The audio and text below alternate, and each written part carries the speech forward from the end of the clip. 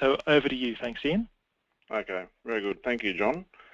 To set the scene, the background for what I'm going to be talking about, the strategies to increase the profitability of extensive beef businesses, I probably need to say that I'm taking a long-term perspective. I'm looking at the factors which, over the course of the full range of seasonal cycles and market cycles, determine superior profitability. Obviously, through that, we've got the fluctuations to deal with, but I'm taking a long-term perspective. And the main background document that I'll be drawing a lot of the information from is the Meat and Livestock Australia Commission Situation Analysis, the Northern Beef Report, released in 2013, which is the document on the left there. And that's a fairly lengthy document. There's a lot of information in that. Following that, Meat and Livestock Australia asked us to pull out the key findings for producers from that to apply to their business, which is the recently released publication on the right there. And I think John emailed that out to everyone preceding the webinar. And a lot of what I'll be talking about today is in that document that MLA has recently released. So to start the scene and look at what I'm talking about, probably need to have a talk about what the fundamental unit of measure is. And in a lot of what I'll be talking about, it's adult equivalent, or the number of animals. We've got a choice when we look at a extensive business as to whether we look at it on a per land area, such as hectare or per square kilometre, or whether we look at it on a per animal basis. And we believe the animal unit is the most appropriate unit for much of Northern Australia because the carrying capacity is the primary limitation, or the primary limiting factor. If the carrying capacity is exceeded over time, then the land resource and the productivity of the land runs down. So therefore it's about getting the optimal per animal performance, and we think that's the most appropriate. It also allows us to compare herds of different sizes and structures and locations and compare them on a like-for-like basis, which we can't do obviously on a per hectare or per square kilometre basis across the whole of Northern Australia. An adult equivalent is a 450 kilogram Bos Taurus steer at maintenance. Other classes of animals in the herd are assigned a relative rating based on their feed requirements to that, and for more information there's a previous Beef Connect webinar looking at adult equivalents. So leading on from carrying capacity and number of adult equivalents, I think it's a very important thing to know both your carrying capacity and your land condition. And this graph on the screen shows that well. This is from the Edge Network Grazing Land Management Package. And we've got along the bottom there land condition, going from A through to D. And on the left-hand side, we've got the proportion of carrying capacity potential. So land that is in A condition, it can carry 100% of its carrying capacity potential. But if it goes down to B, C and D condition, it goes down to 75, down to 20% of its carrying capacity potential. So the condition of your land in terms of its productive capacity has a big impact on the number of animals you can carry. And that leads us straight into our first strategy, which is you should run as many adult equivalents as you can, but no more than you should.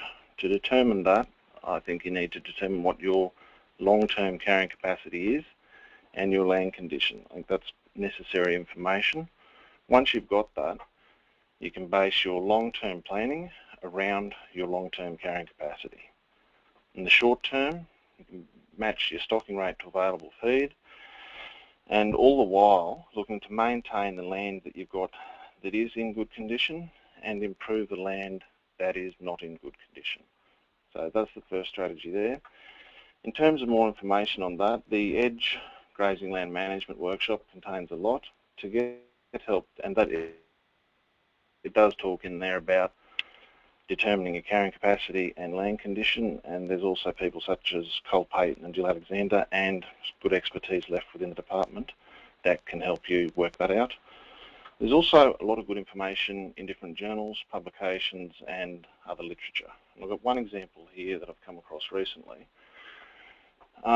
which is a paper that sets out some principles and guidelines for managing cattle in Northern Australia, which I think is quite a good document. It's short, there's only 11 pages of text in there, 11 or 12, and it condenses the established science for grazing in Northern Australia into one document. So I'd recommend that for people for reading to find out more information on carrying capacity and land condition.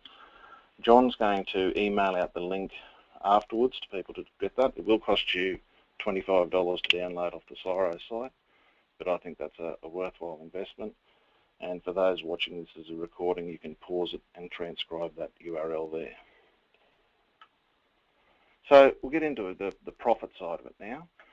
And what determines profit? If we're looking at it on an AE basis, or an adult equivalent basis, the profit is the number of AE we're running times the profit per AE. And if we're running as many AE as we can, but no more than we should, it comes down to profit per AE being the important thing. And profit per AE is income per AE less our costs per AE. And it may seem a bit basic or obvious to state that profit is income less costs, but it's an important distinction to make, and we need to look at each of them separately in a beef business because there's different things that determine each of them, different drivers, and we need to understand them in detail, which we went into in detail in the Northern Beef Report. So if we start off with how much income the herd is generating, or the income per AE, for a breeding business, it's primarily a function of two things. Firstly, the kilograms of beef produced per adult equivalent per year, and secondly, the average price received per kilogram. For a growing or finishing business, it's similar. It's the kilograms of beef produced per AE per year, and there's also the trading difference on the kilos coming in and the kilos going out. But for a breeding business, it's the average price received. And our attention is usually on price received. It's the one that gets talked about the most. But when we look at businesses or groups of businesses and ask the question of what is it that really drives income, we find consistently that it's the kilograms of beef per AE. What I've got here is the first of a few scatter plots that I'll use. These can take a bit to get your head around, but they're a good way to explain data and relationships in data. On the x-axis at the bottom here, we've got the kilograms of beef per AE of different groups of businesses. This is from the Meat and Livestock Australia Northern Beef Report, this graph and this data. And on the left-hand side, we've got the income per adult equivalent. And we can see here there's a fairly strong relationship. These businesses down here with low kilograms of beef per AE or low productivity have low relative income to the rest. As productivity increases, there's a strong relationship here, income increases. So as it says at the top there, herd productivity is the major driver of income on an AE basis. If we compare that to price received, as it says at the top there, this does not drive income. And this can seem counterintuitive. We've got exactly the same data in this scatter plot. We've got price received down the bottom here and income per AE on the left-hand side. The relationship we'd expect to see is that as price received went up along the bottom, our income per AE would increase along the left-hand side. But it doesn't do that. That's a shotgun pattern to me. We've got businesses out here getting good average price received of $2, $2.20. They've got much lower income than these businesses down here. And I think this is an important point to understand when we're looking at the profitability or what to do to increase the profits of a beef business. The main thing is there's not a lot we can do to influence the price received. This is a data set I've got based on MLA's NLRS data going back 30 years looking at the Queensland cattle market. Now this is adjusted for inflation, so it's expressed in real terms. A couple of points I want to make on this. Firstly, the general price you receive year to year is determined by where the market is. There's a limited amount you can do to move that. The second thing, prices at the moment, and this is up to date at the end of last month, are in the above average range, so 70 to 80th percentile. They're not at record highs, as is being claimed. To look at price received a bit more and why it is important, but it's also not something that I think people should focus too much on, we'll look at the profit of a beef business on a per kilogram basis. And that is a function of the kilograms of beef produced times the profit per kilogram. And we call profit per kilogram the operating margin. If we take that down one step further, the profit per kilogram, or the operating margin, is a function of price received less the cost of production. So if we're looking at strategies to increase the profits of beef businesses, and we decide we're going to focus on price received by targeting premium markets or something like that, we need to be very sure that it's not going to affect the kilograms of beef we produce or the cost of producing them, because if gains in this one here, price received, come at the expense of kilos produced through selling lighter animals or similar, or our cost of production through compliance costs, then those gains we make there won't make their way through to profit. If we take cost of production a step further, cost of production is a function of the operating costs of the business divided by the kilograms of beef produced. You'll notice now we've got kilograms of beef produced is there twice effectively. Every extra kilogram of beef you produce gives you another kilo to sell on this side, and it lowers your cost of production by giving you more kilos to spread your costs over on this side.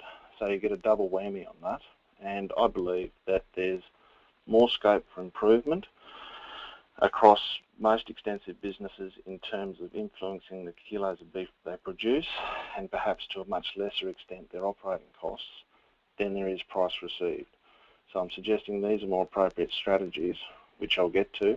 Once these are sorted out, there's no reason you can't come back to price received, but I'd suggest to put these afterwards.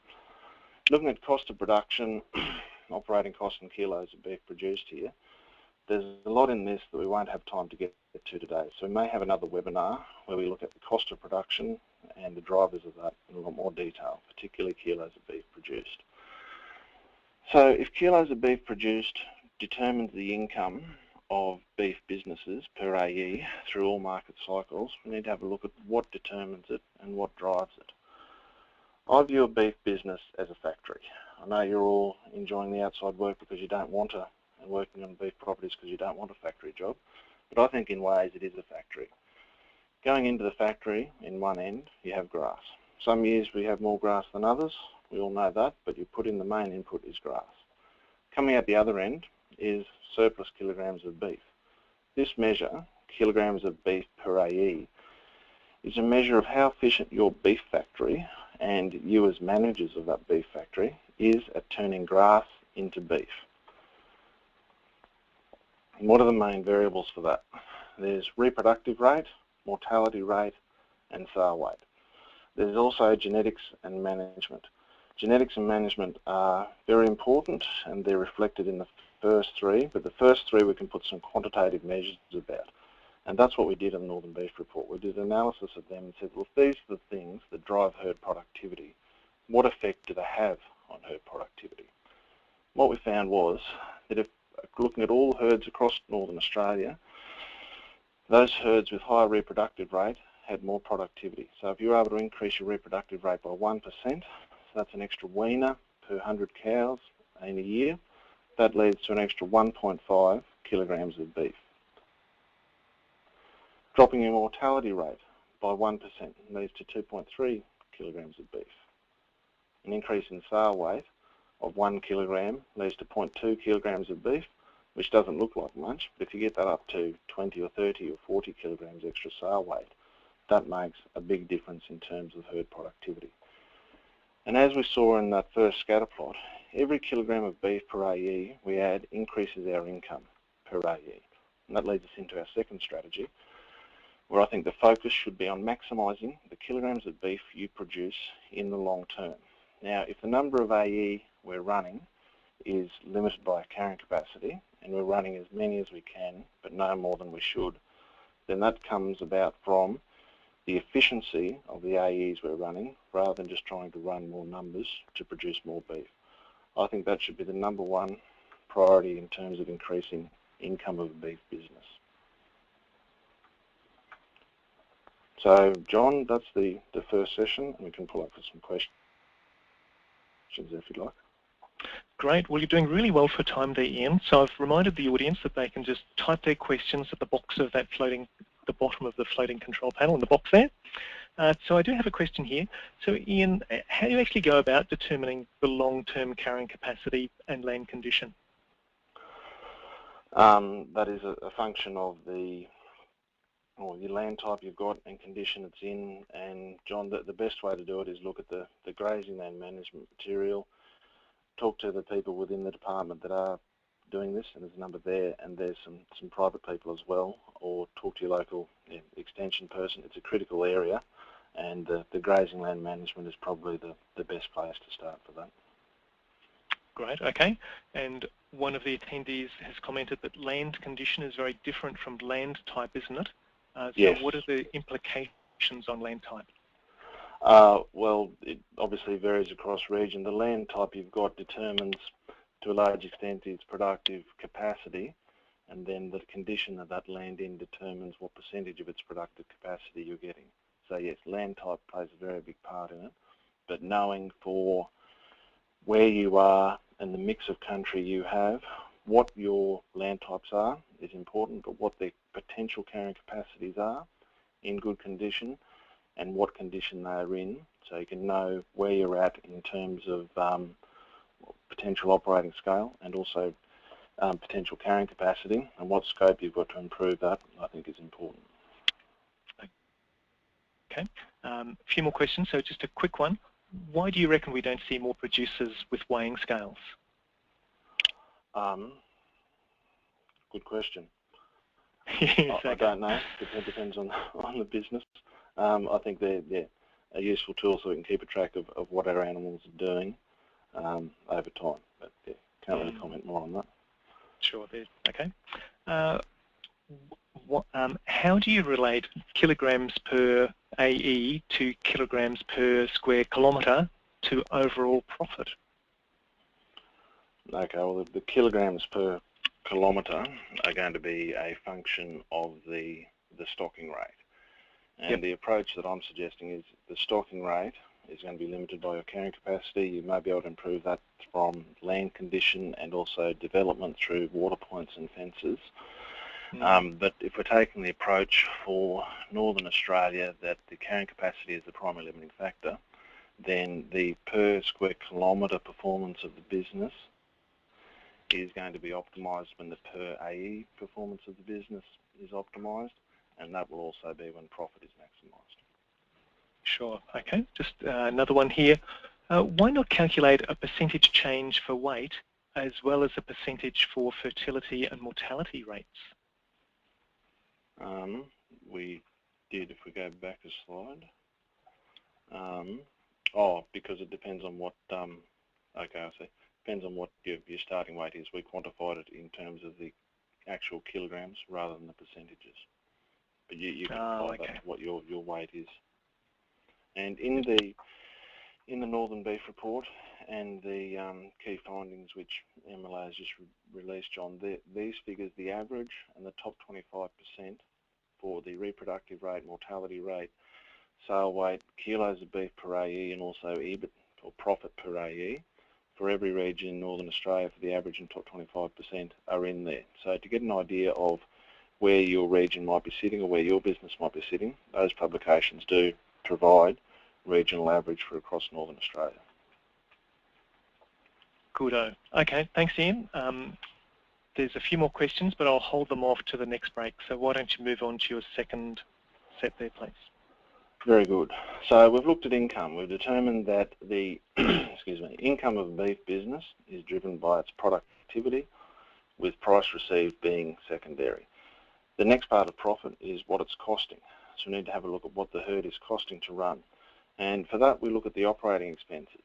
And we break the operating expenses up into enterprise expenses, which are also called direct or variable costs, and also overhead expenses, which some of them are fixed, but they're not quite all fixed, which I'll talk about in a minute. So they're the operating expenses, and we'll look at both of them in a bit of detail. We're not looking at finance, taxation, dividends, drawings, because they're not operating expenses. They're still important things, but they must be funded from operating profits. So we're looking here at what the operating profits of the business are, focusing on the operating expenses up here, but these are important, and we need to make sure that our profits are sufficient to pay those and also provide a return to us as owners of the beef business.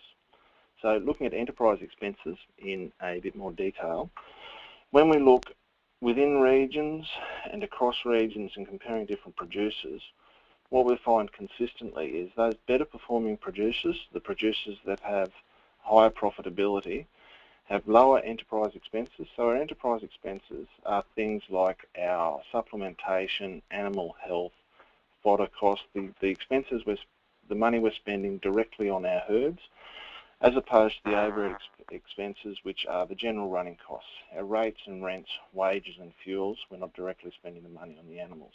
And it's an important distinction to make, even for a single enterprise beef business, in terms of understanding what our cost structure is and analysing that like I'm doing now. So even if you've got only beef, it's important to split those out, and that's explained in a lot more detail in the Northern Beef Report and the key findings.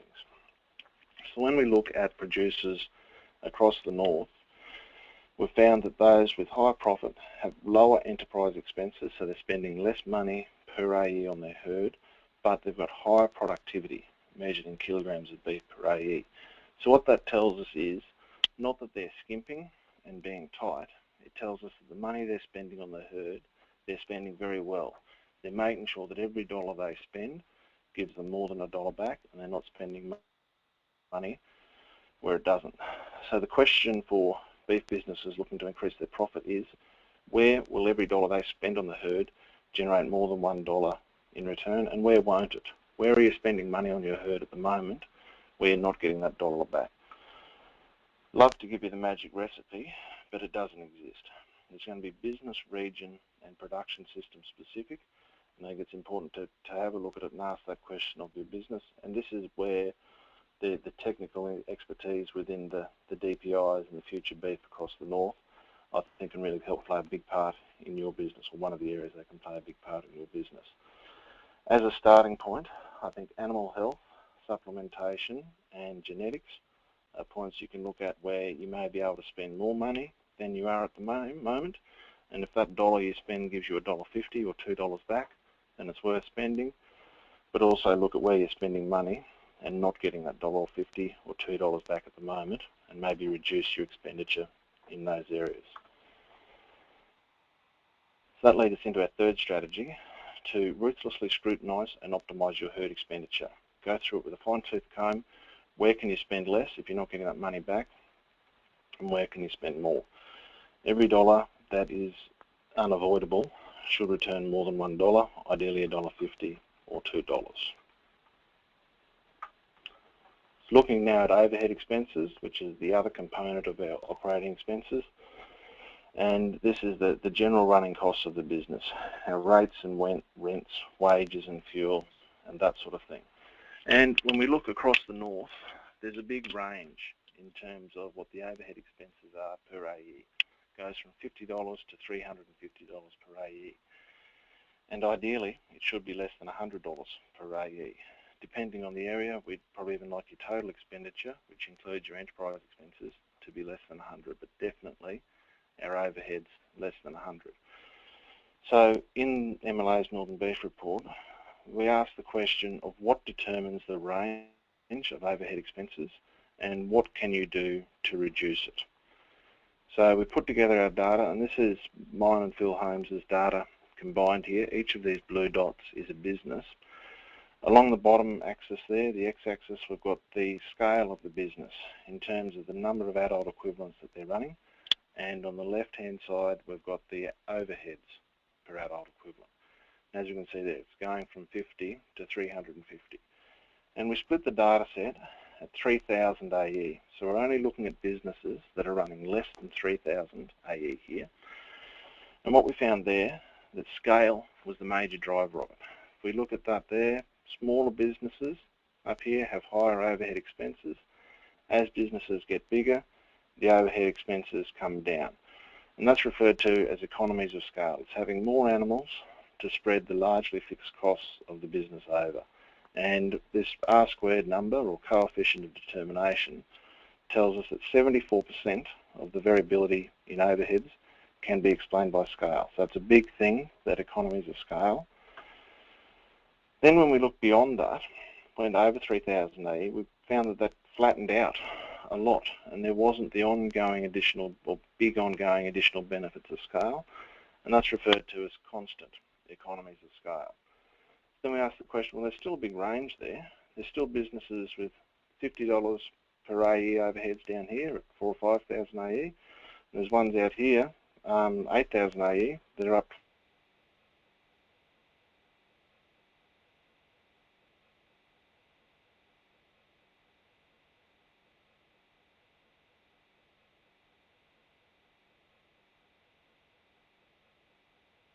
What we found was that it was labour efficiency. Those businesses that use labour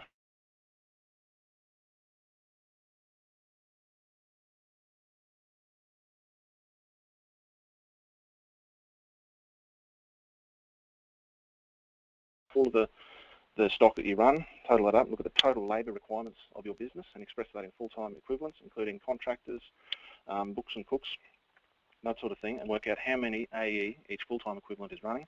Those with 1,500 or better are down here. Those with worse than 1,500 are up here. So labour efficiency is the big driver of overhead expenses once businesses have scale.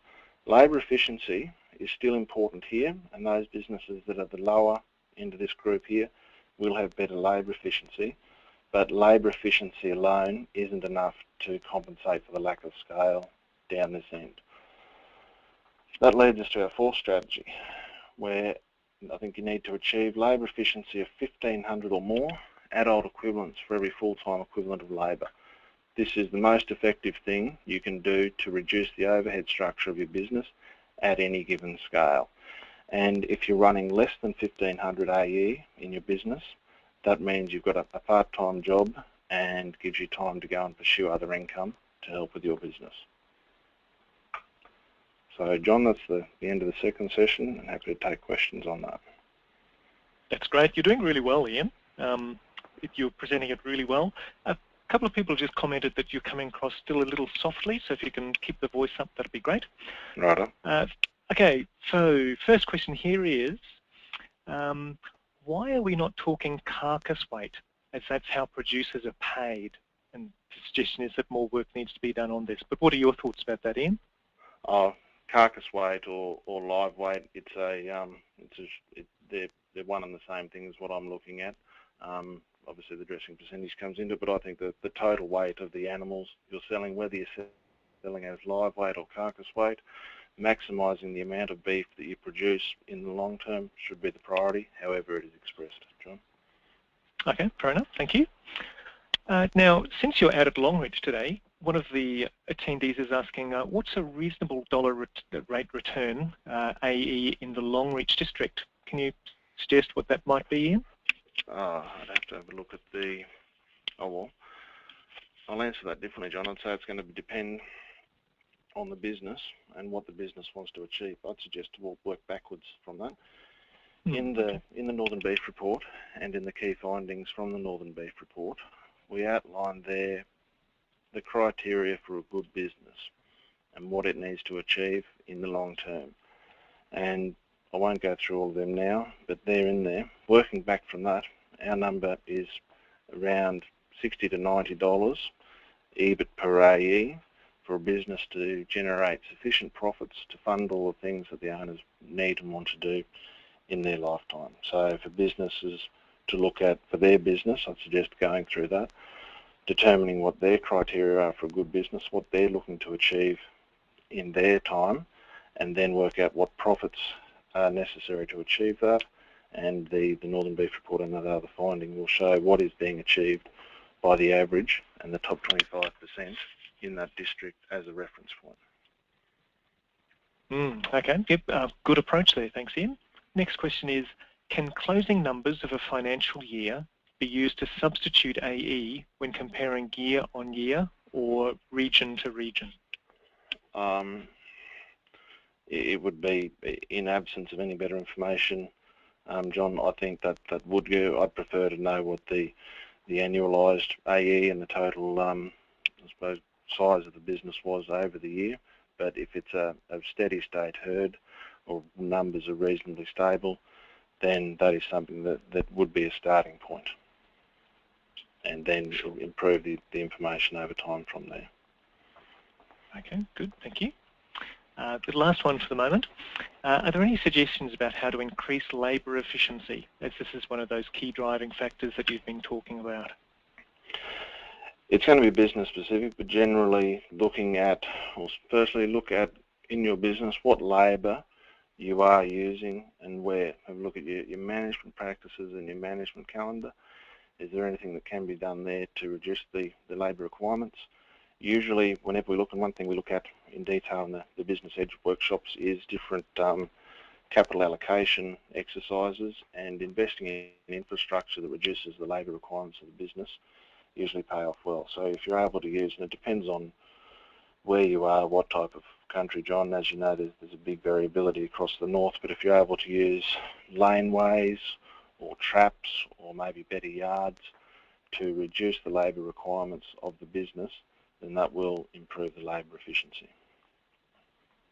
And labour efficiency can be addressed independent of scale. Good labour efficiency can be achieved with small businesses, but it does require treating it as a part-time job.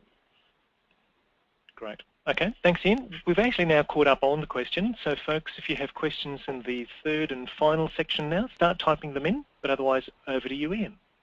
Okay, thank you. So operating scale, we've talked about that a bit, and we talked about how important it is to run as many AE as you can, but no more than you should.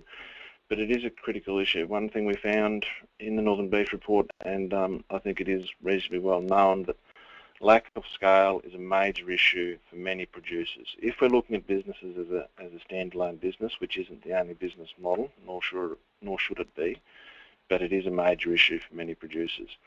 However, when you look at strategies for business to improve their performance, even under scale businesses, improving performance at the current scale will usually benefit most businesses more than increasing the scale without improving performance. If we look to increase scale without improving performance, quite often we can just make the problem bigger rather than address it. If we're able to do what we can do at the current scale, which is improving our productivity per AE, optimising our enterprise expenses, looking at our labour efficiency, once we've got that done, that's business will perform better and we'll be able to achieve and fund growth better. However, even when that's done, even when performance is improved at the current scale, lack of scale is going to remain a major issue for many producers. So I'm suggesting here that to address it, need to have a fairly good hard look at your businesses and what you've got. What is your long-term carrying capacity? And we've spoken about how to get help on that. Talk to your local DPIs as a starting point. As a starting point on that, what condition is your land in? And then from that, what scope do you have to increase carrying capacity through either improving your land condition, and that is a slow process. It's an important one, I think, but it is a slow process. Development, can you put in additional water points to improve utilisation? Can you use fences to improve the grazing management? What can be done there? And it's important to ask that question, but it's also important to be realistic. If you look at that and think you're going to double your carrying capacity with a few fences or a few water points, I think you could be kidding yourself. So it's important to be realistic, but just look at what scope you do have to do that.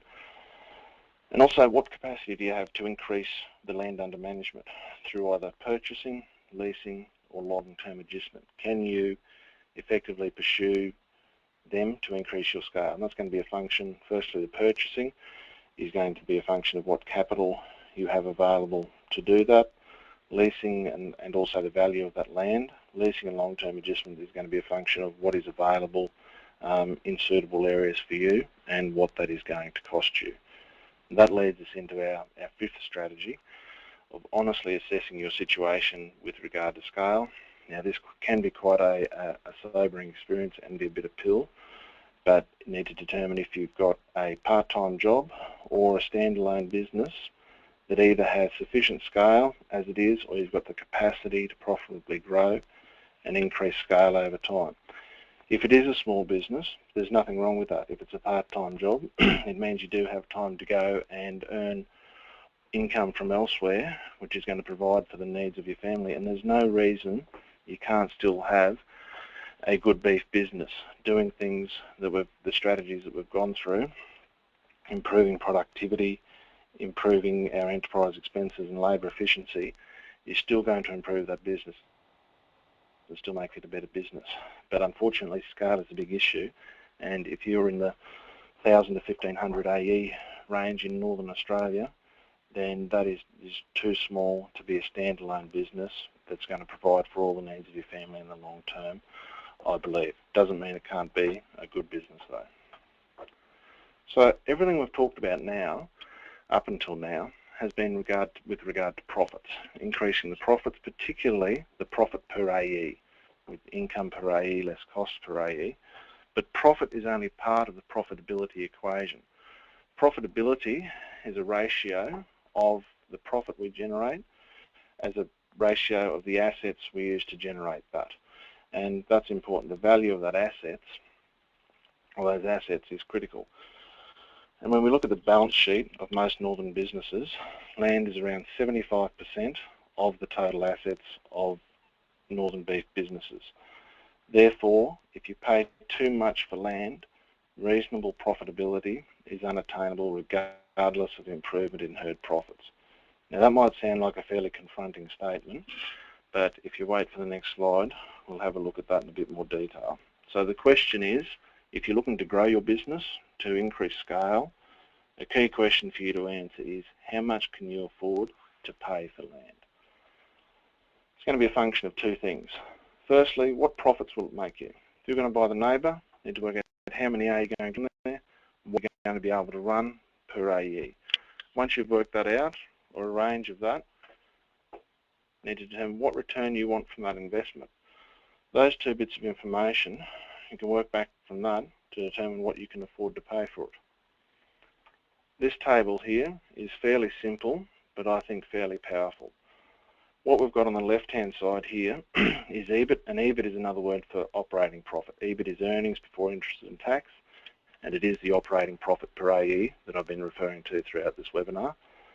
We've got a range here of $20 to $100 per AE, and that's about the attainable ranges for standalone businesses. $100 per AE, there's very few businesses achieving a long-term average beyond that. If you're looking to buy a neighbour and diluting existing overheads, you may be able to achieve a profit in excess of that, but you need to do your sums very carefully on that. That's the general range, I think, there. Along the top here, we've got the total asset value invested per AE. Now this isn't just land. We've got cattle, plant and working capital in there as well. So if we say that you're going to buy the block next door and you think you can get a profit per AE of $80 from it, if you want a greater than 4% return on that funds, I'd suggest you would want closer to 6 or 8%, but let's just say you want a greater than 4% return, you cannot afford to have more than $2,000 per AE invested in that with the land, cattle and plant. If you have $2,000 invested per AE and you're achieving profits of $80 per AE, you'll get 4% return.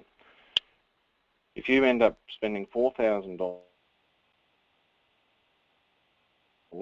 per AE on that, and $80 is the achievable profit there, your return on assets will be 2%, and that is locked in by the value of the land. Even if you get this up to $100 down here, which as I said, that's about the currently maximum achievable for a standalone business, your profitability is 2.5%, and that's fairly confronting. But all that table is maths. There's nothing else in there on that. And that leads to strategy 6.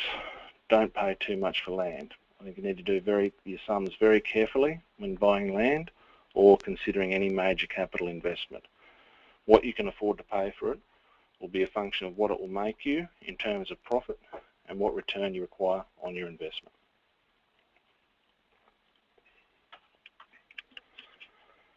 Going on from that, improving business skills and knowledge. I think this is a key thing going forward, and we can hark back romantically and think about how in days gone by where hard work was enough to get by, but unfortunately I think those days are gone. Nowadays it's becoming an increasingly more and more of a business due to declining terms of trade, and therefore improved business skills and knowledge are required. Now there's a lot of different information and resources out there for this. Just listing a couple here, the Northern Beef Report, the full version, does contain a lot of information that will help understand your business and business performance. The condensed version, the key findings for producers as well, which I think John has emailed out to everyone in this webinar. If you want a hard copy of that, we've got something, you can send an email to that address there. The Business Edge workshops, which we run across Northern Australia, have key business skills and concepts applied to pastoral businesses. These workshops were developed by Meat and Livestock Australia, and they've put a fair investment in them over time specifically to build the business skills and financial literacy of producers. And they're held across regional Australia. We've got 2 coming up next month in the Northern Territory, one in Alice Springs, 23rd and 24th of July, and one in Katherine on the 28th and 29th. If you're interested in those workshops or other workshops, email Joanne at that address there, and she'll be able to help you out. The other key thing or option for people wanting to improve their profitability is to understand exactly how your business is performing. That'll help you work out which strategies out of the ones I've listed are the most important for you to focus on to become a good business. And a good business is one that can provide for the needs and aspirations of its owners. And I think all of those strategies we've listed so far are important for businesses, but they're going to be different for different businesses, which ones they should really focus on. One way to do that is to have a professional, objective and comprehensive analysis of your business performance, and the product we use for that is the Business Analyzer, a business analysis tool. And this is the analysis tool that was used to do all of the analysis in the Northern Beef Report. What that will give you is your performance compared to the average and top 25% in your region and across the north. And that leads us into strategy 7, the last strategy. Become a professional business manager. And this means acquiring or building on, we've already got a lot of knowledge and skills in the industry, but building on them for everyone to have the knowledge and skills required to successfully run a multi-million-dollar business in the 21st century. And like I said, we've already got a lot of skills, but these skills I think we need going forward are different to the knowledge and skills required to successfully run a cattle business in the 20th century. And those businesses which do perform better do treat it more as a business and have good business skills. So going through the strategies again, one by one, we started off with run as many adult equivalents as you can, but no more than you should. And to do that, we need to know our carrying capacity and our land condition. Focus on maximising the kilograms of beef you produce in the long term. When the truck's loaded and heading to market, price received is very important. Every extra cent you get from that point on adds to your bottom line. But on the production side of the loading ramp, focusing on producing as many kilograms of beef you can without overstocking, which means it comes down to the efficiency of your beef factory and the animals you run, should be the priority. Ruthlessly scrutinise and optimise herd expenditure. Look at where you're spending money on the herd at the moment, and producers generally aren't spending money they don't have to. And that's fine and understandable, but it's a good exercise to go through what money you are spending on the herd. Is there anywhere where you can spend more money? If you can spend $1 and get $2 back, either in animal health, supplementation, genetics, or any other area, then you should. If you're spending money at the moment and not getting that return back, then can you reduce or minimise that expenditure altogether? Achieve labour efficiency of 1,500 AE per full-time equivalent. This is the most effective way to reduce the general overhead costs for your herd. So these 3 things here, income and cost, they're the most effective things I think you can do to increase the income and reduce the costs of your business and therefore increase the profits. Honestly assess your situation with regard to scale. Where do you sit and what does that mean for what you do going forward? Don't pay too much for land, because if you do, reasonable profitability is unattainable going forward, and become a professional business manager. So that's the content. John, if you'd like a hard copy of that report, send an email there, or more information on the Business Edge. I'll go back to this previous slide if you like to see if there's any questions. Great, and questions we do have. So the first one is, How do you balance the variable expenses against dollar returns when the variable costs normally are costs incurred chasing kilograms produced? So do you have any suggestions or rule of thumb about what to chase and what to avoid? Like I said, it isn't easy. I'd love to be able to give out the magic recipe, John, but it is going to be region, business and production system specific. What I think is good, if we've got your book set up so that you've got a good handle on your cost structure and your records, so you've got that productivity there, the average and the top 25% from your region from the Northern Beef Report, and have a look at that. And there's a number of very clever or DAF future beef people across the north that do have very good technical knowledge in the areas of nutrition, reproduction and other things that I think can help people develop specific strategies that are suited to their production systems and their businesses. Good on, thanks Ian. We've got a few to get through, so we'll need to be quick. So continuous grazing versus rotational grazing systems. Were there any differences in kilogram beef per AE and profits within the Northern Beef Report? No, we didn't break it up by grazing systems, but the best way to answer that is probably refer back to the previous Future Beef webinar on grazing systems, John. Sure, no worries. Where is property prices sitting, as it's very hard to get land at a price you can make a profit? Care to comment on that? It is. In a lot of areas, I think land is still overvalued from the perspective of what can be made for it. Therefore, I think it's important for any land acquisitions to do your sums carefully and not be frightened to sit on the sidelines until you find the place or the purchase that's going to have the maximum benefit to your business. Do your sums very carefully. Okay. What price per kilogram of beef sold did you use in developing your table on how much to pay for land? Price per kilogram sold doesn't come into that table at all, John. It just looks purely at the profit we're going to achieve per AE and what the land is. If beef prices go up, then profits may go up and we may get over that $100. But one thing we found in the Northern Beef Report, John, was that costs went up and down a little bit with prices, meaning that when there's more money there, the money is spent, and I think that's a fact of tightening belts when prices are down. So we'd find there was a relationship between cost and beef prices. So when prices go up, it doesn't all hit the bottom line. The other thing on that, if we go back a fair way to the beef prices, one, I know it's getting a lot of attention at the moment, the price of beef, and there's talk of record highs. I don't believe it is at record highs. We've got long-term decline in terms of trade, which is a major effect on the profitability of beef businesses. We talk about that in detail in the Northern Beef Report and the summary version.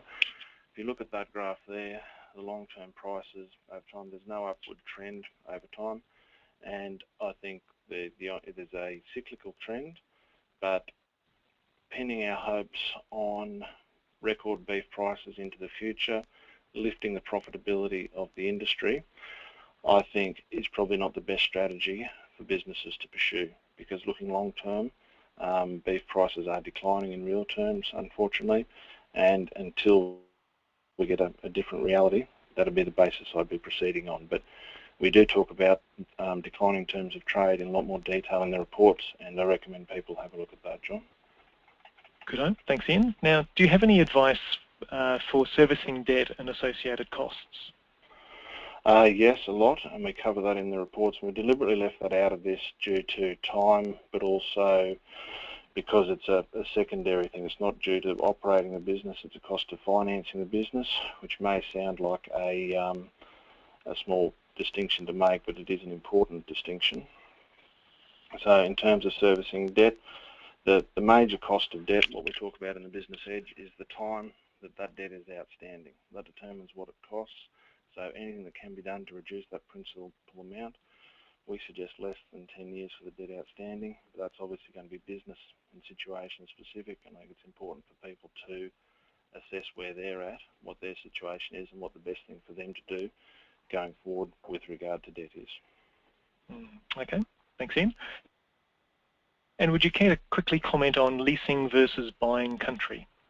I think leasing can work very well, and I think that's going to be an opportunity for particularly younger people, but even existing producers, to get into the industry without having a large capital outlay of purchasing. If the sums are done very well, and what you're gaining from that leased country is more than what it's costing you in terms of the capital invested, but also the lease cost, it can be a very effective way to leverage your capital and increase. But if the sums aren't done well, then it can be a very effective way to erode capital. So there's going to be a strategy, but similar to buying land, John, it's important to do the sums very carefully on what it will mean and then what you can afford to pay for that leased country. Okay, and I'll just finish with this final question. What business skills should I be implementing to get the best from my business, yet still being efficient with my labour? I'd start with the Plug for the Business Edge course there, John. We cover the key business skills, and that's what Meat and Livestock Australia has developed in the Business Edge. The key business skills for producers crammed into 2 days of workshop, which covers that in detail, but referring to the Northern Beef Report and also other publications will help provide a start for that. Good. Okay, well, thank you very much for that, Ian. I think you've done really well to cram so much into a short period of time, and it was almost as if you were standing in front of us delivering that. So thank you for the time that you put into that, Ian. Thank you very much, John.